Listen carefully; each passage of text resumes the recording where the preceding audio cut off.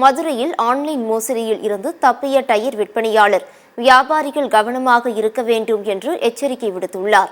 Madurai bypass சாலையில் உள்ள tyre விற்பனை ஷோரூமிற்கு வட மாநிலத்தை சேர்ந்த நபர் ஒருவர் செல்போனில் தொடர்பு கொண்டு டயர் மாற்றுவதற்கு ஆன்லைனில் பணம் செலுத்துவதாக கூறியுள்ளார்.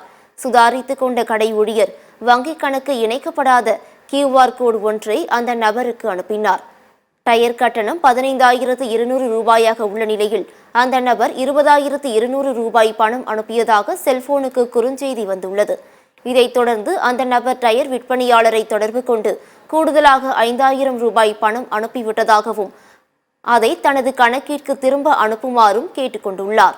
இந்த மோசடி குறித்து அறிந்து கொண்ட டயர் விற்பனையாளர் உடனடியாக செல்போன் இணைப்பை துண்டித்துள்ளார்.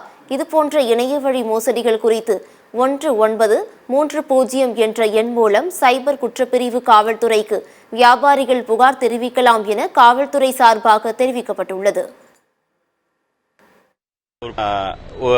ஒரு நபர் ஃபோன் பண்ணாரு, எனக்கு பாலாஜி டிரான்ஸ்போர்ட் அப்படின்னு சொல்லி நான் ஃபோன் பேசுறேன் சென்னையில இருந்து அப்படின்னாரு. சரி சொல்லுங்க அப்படின்னு இங்கிலீஷ்லேயே பேசினேன். நான் பேசும்போது என்ன சொன்னாரு, எனக்கு பொலிரோக்கு டயர் வேணும்னாப்புல. சரி கொடுத்துருவோங்க அப்படின்னு ரேட்டு சொன்னாப்புல.